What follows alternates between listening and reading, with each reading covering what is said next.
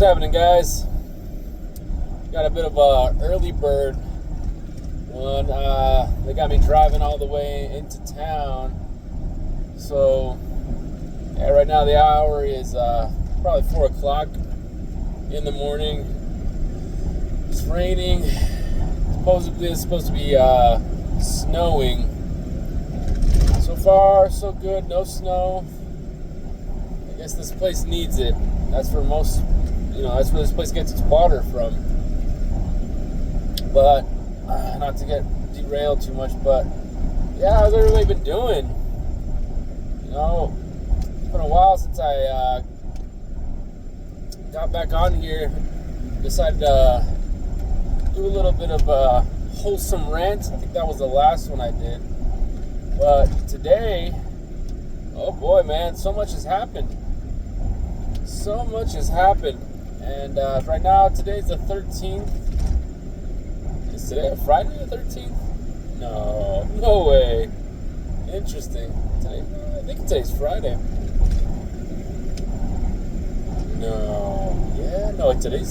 Today's Friday. Yeah. Friday the 13th. It's been over a week. Yeah, like going on almost a week and a half since, Mace Chadman, Luigi's Mansion, did what he did.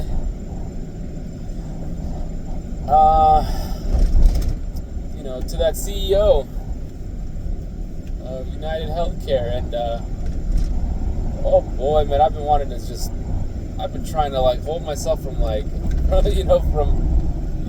from glazing the dude. It's like, but man, dude, just like in the tradition of Teddy, Now, of course, you can say, Teddy targeted innocent people, but I think it's a bit of a paradigm shift right now that's happening. A lot of people aren't seeing it as just passively, because imagine that in a war, you don't see people as people. You see them all as enemy combatants.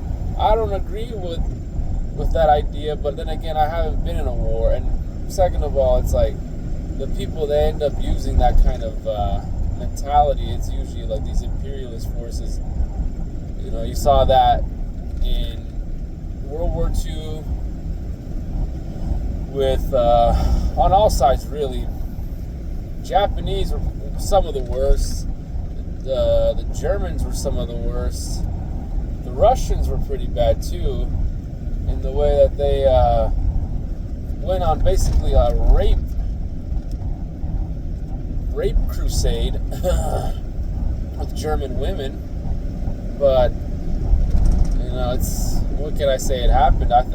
I still feel that the rape of Nanking in China by the imperialist Japanese was probably some of the most heinous crap. I mean, sure, the Holocaust, but 6 million,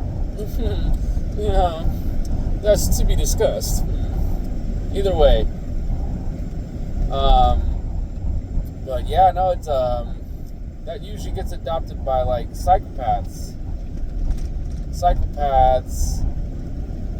that are looking for excuses, and it is kind of at its basis it is survival. So really, in reality, it's true. It's all is fair in love and war. It's such a famous quote. I don't even know who said it, but maybe someone will tell me. But it is true. It's if you're in a situation where you feel like you are in a war against the status quo, against corporations that are just seeking to enslave you, soft core slavery, wage slavery, whatever it'll be, then yeah, it's this isn't a game of innocent people, versus evil people. It is it's I see a guy with a gun pointed right at me, and yet you're gonna defend him because I don't want to live. We should. Who wants to live in a world where everybody's shooting everybody? It's of course you don't want to live in that world. But if you're doing that to someone else, you can't expect to be living in a civil society when you're out there committing violence in one way or another. So it's, who's to say, maybe like my thinking, like what a lot of people are thinking, maybe it is naive, and sure, it might be, because maybe we don't know what we're getting ourselves into. Maybe we don't want that smoke, that proverbial smoke. You don't want that smoke. It's kind of a kind of an interesting phrase, but yeah, it's but who's to say? I mean, it's going to be a comfortable transition either way. It's never going to be comfortable. I mean, every time a revolution pops up, it's always bloody. Revolutions have always been bloody. There's no shortage of carnage. So yeah, sure, that's going to happen. You know, it's like, but who's to say that the state, warring nations, should be the only ones to be able to wage war?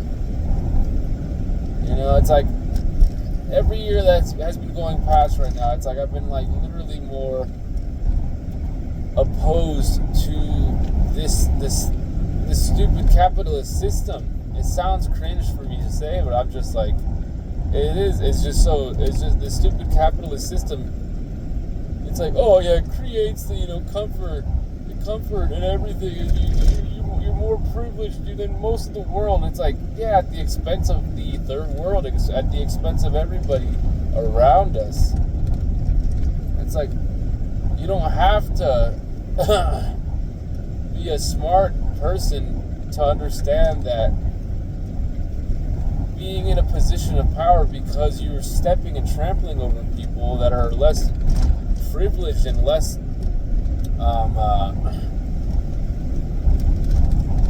fortunate than you. Yo, that's coward shit. That's like beta male behavior. Yet that's the basis for how we build our society. Society. Oh, society. I'm over it, man. I reject everything that everybody's been telling me so far. It's like, vote from the rooftops. I've been, it's like I've been on top of that since like 4 years ago. 8 years ago. That's kind of been like the mantra for me for a bit, it's like voting from the rooftops. It's like, why not? It's like that's the only change that actually matters. People say, oh, it doesn't matter, it doesn't change anything. It's like, sure, if you only do it once. It's like, am I inciting violence? No. But I mean, in that immediate, it's just like if someone's trying to mug you, will killing that criminal change anything? No, but it'll ensure that you at least survive another day. It'll at least ensure that you survive till the next time you have to fight for your life. So no, yeah, maybe killing politicians and CEOs won't change anything, but it'll at least ensure that that person will no longer be able to enslave you. That person will no longer be able to benefit from your suffering and your misery. Look at that, man. Look at what we're talking about now.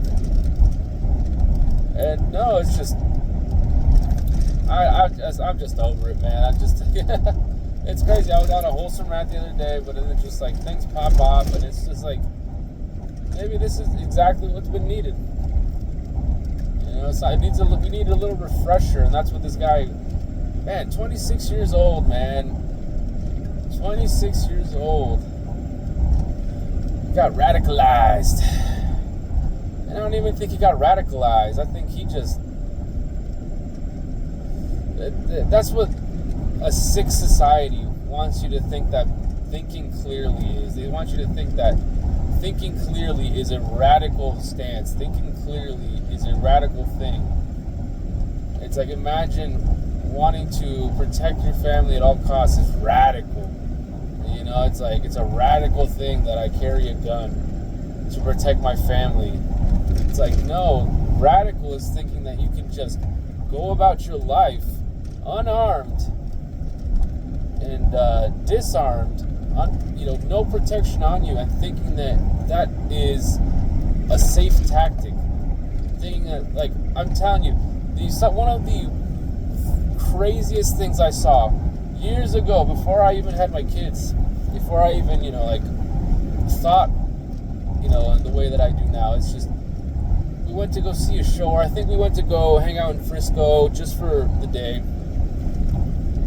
And sure enough, we're like crossing some area of San Francisco. I'm telling you, man, there are bums and hoodlums and just all kinds of wretched individuals all over the streets and everything. And I know that sounds like, oh my God, so inhumane, but, my sentiments, for anti-capitalism, it's not because, like, oh my God, everybody's a victim of the system. No, I believe some people are just wicked. And some of those people happen to be homeless. I don't care how mistreated you've been by the system. It's like, I'm not letting you fucking get near me and my family. It's like, fuck you. Anyways, I digress. But there is literally this most softest man on the planet, shades on, he's crossing a street, mind you, while reading a book. And that's not even the worst part. He is crossing the street, reading a book, and literally carrying a newborn baby. Mind you, crossing a street, it's like one of the most dangerous things you can do is just, like, interact with cars. And then, like, literally, like, you're inside, you're walking around in the open air asylum that is Frisco, San Francisco. That just, like, that's an image that was seared in my mind.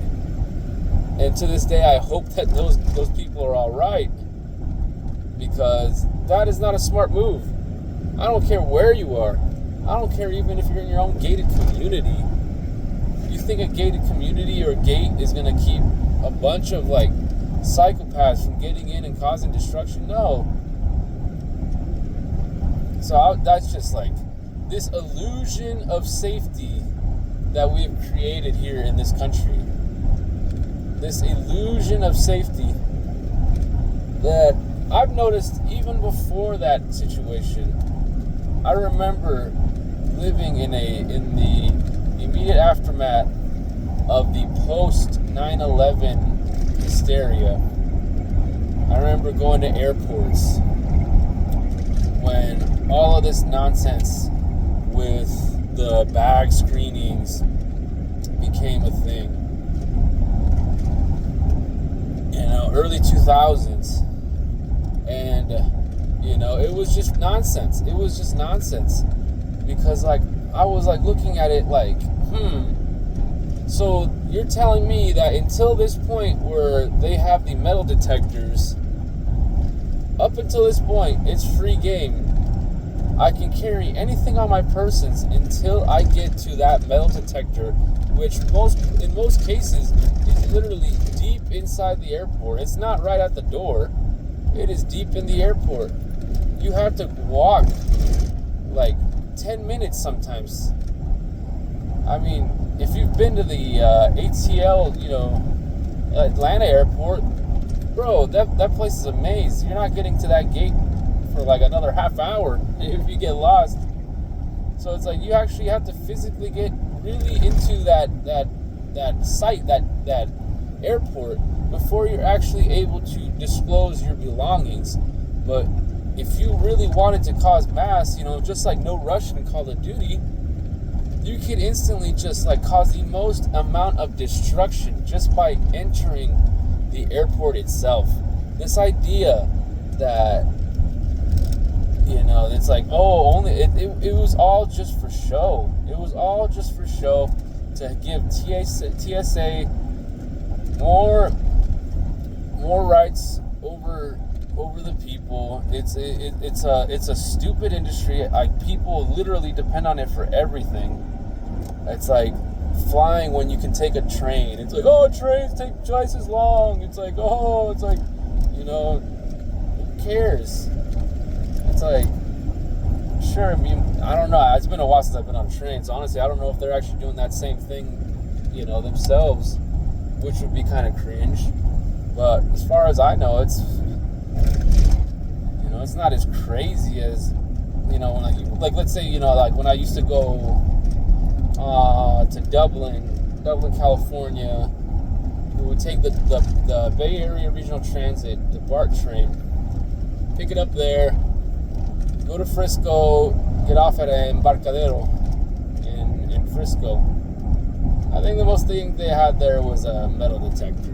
Sure, yeah, it's, you can't bring your bazooka launcher. You can't bring your heater on you, but whatever. You just get on and you get off. I don't even know if they even have metal detectors in there. I think that kind of technology is pretty expensive. I mean, that thing's gonna be popping off for everything. So I don't even think you actually. Yeah, it's like, who cares,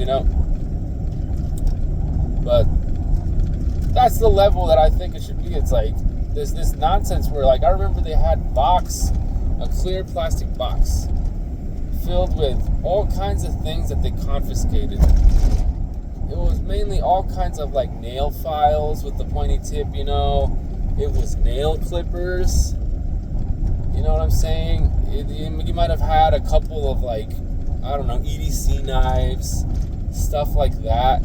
And they were looking at, like, they were basically putting it in this box to show you, look at what we've confiscated. We're doing our job. When in reality, it's like all you've taken is just literally a bunch of people's random stuff. You just took it because you said you could.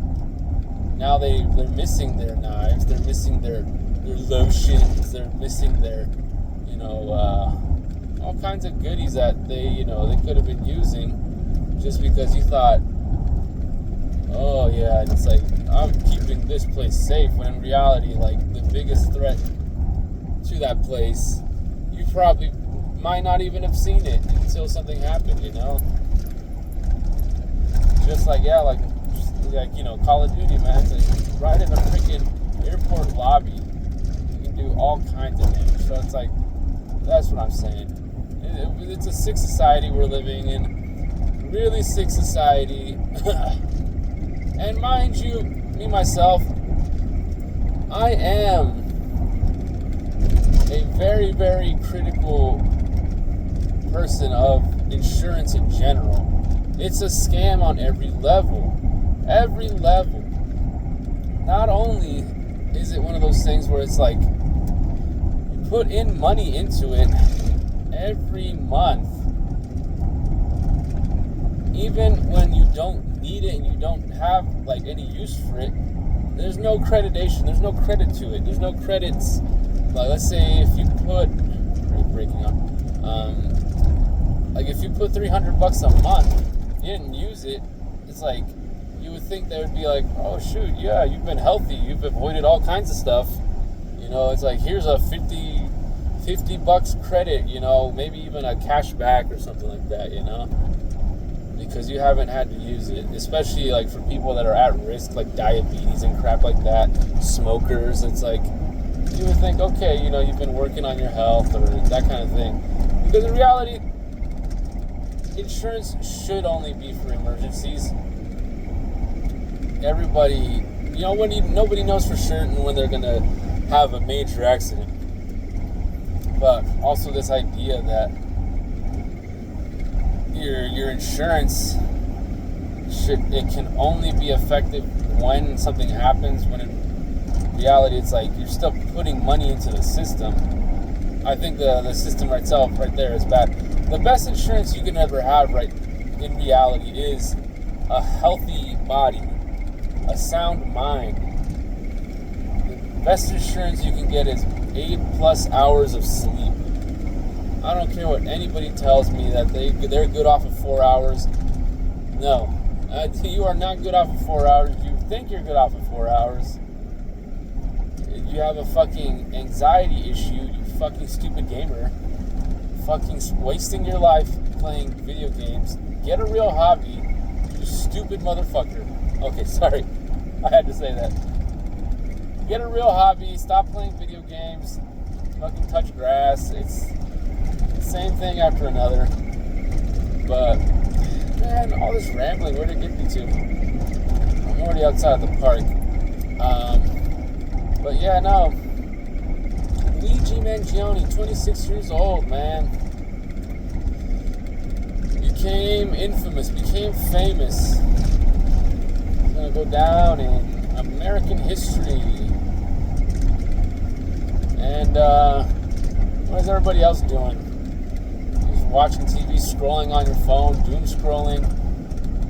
Who knows? Anyway, that's it for right now.